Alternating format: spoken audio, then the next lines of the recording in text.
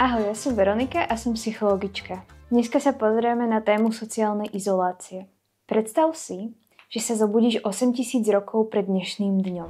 Ráno začínaš vedľa ostatných členov svojej skupiny, zdieľajúc spoločné bezpečné miesto na spanie. Spoločne plánujete deň, kto pôjde zbierať plody, kto bude loviť a kto sa postará o deti. Pri práci v prírode ste obklopení neustálým ruchom, rozhovormi a fyzickou blízkosťou ľudí, s ktorými si prežila doteraz bok po boku celý život. Po návrate do tábora sa všetci zhromaždia, aby zdieľali jedlo, príbehy a skúsenosti. Každý má svoje miesto, nikto nie je sám, či už pri práci, oddychu alebo starostlivosti o iných. A teraz si predstav, že sa zobudíš práve dnes, vo svojej posteli. Ako prvé berieš do ruky mobil, aby si skontroloval alebo skontrolovala notifikácie. Kto ti napísal? Koľko lajkov má tvoj posledný post? Na raňajky buď zješ niečo sám alebo sama, alebo to preskočíš úplne, lebo rodičia sú už dávno v práci. V škole stráviš väčšinu dňa obklopená spolužiakmi a spolužiačkami, ale často sa necítiš úplne prepojená. Všetci sú tak trochu vo svojich vlastných svetoch. Po škole prechádzaš na sociálne siete, kde vidíš, ako iný ukazuje svoje dokonalé životy. Porovnávaš sa s nimi. Možno máš pocit, že niečo ti chýba, ale ani nevieš, čo presne to je. Online svet sa zdá byť rušný, ale okolo teba je ticho. Keď si láhneš do postele, cítiš sa unavená zo všetkých tých obrazov, ale ako si prázdny a prázdna.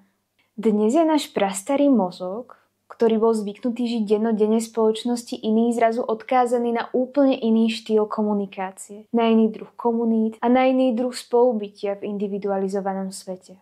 Do toho pandémia, lockdown a všetok ten mes rýchlej doby. Je úplne normálne, že sa cítiš osamelo, aj keď je všade veľa ľudí. Môže to vyzerať napríklad tak, že máš pocit, že si introvert alebo introvertka. Ísť s kamarátmi von ťa stresuje. V hlave si prehrávaš scenáre, čo by si mal alebo mala povedať, aby si bola vtipný, aby si zapadol alebo zapadla, aby si cítil alebo cítila tie zimomriavky z úprimného a hlbokého spojenia.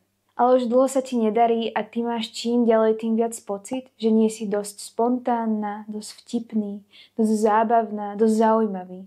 Naberáš istotu, že ti to proste s ľuďmi nejde a tak deň za dňom sa viac a viac stiahuješ do seba a ostávaš doma. Dávaš prednosť Instagramu, kde je všetko menej nebezpečné a strašidelné. Za nejaký čas sa však môžeš cítiť horšie, depresívnejšie a viac sám alebo sama. Už ťa nič nenúti vstávať ráno s inými ľuďmi, tráviť dní v komunite, aby si prežil alebo prežila do ďalšieho rána. Už ťa nič nenúti rozprávať sa a dotýkať sa s inými, aby si mala čo jesť. Môžeš si to dovoliť, byť viac sám alebo sama.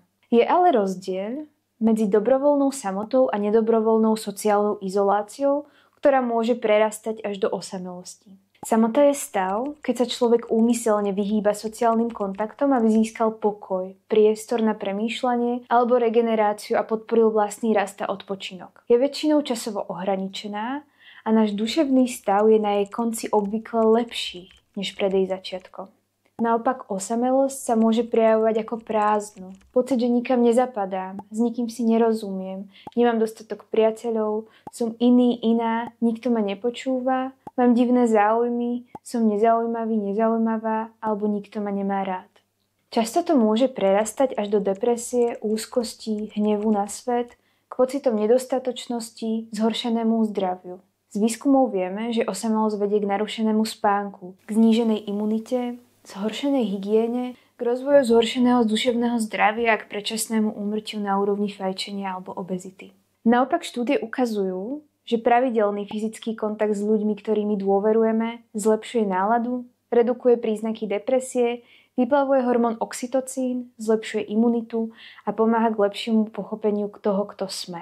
Aj keď nemáme absolútnu kontrolu nad tým, v akej kultúre sa nachádzame, v ktorom storočí sme sa narodili, s kým kedy budeme, koho spoznáme, či si s niekým zavajbíme hneď na prvú, alebo budeme schopní vytvoriť komunitu kamarátov, stále máme vo svojich rukách to, ako sa budeme v danom prostredí o seba starať. V nasledujúcich videách si povieme, ako rozpoznať pocity osamelosti u seba aj u iných, ako si môžeš pomôcť nadviazovať sociálne kontakty, využívať, udržiavať a chrániť pocit prepojenosti s inými a so svetom okolo. Nie si v tom sám a nie si v tom sama. My sme projekt Mental Bloom A toto video ti prináša sociálny podnik Kořeny. Sleduj nás na Instagrame, pozri naše webovky a nezabudni kliknúť na odber dole.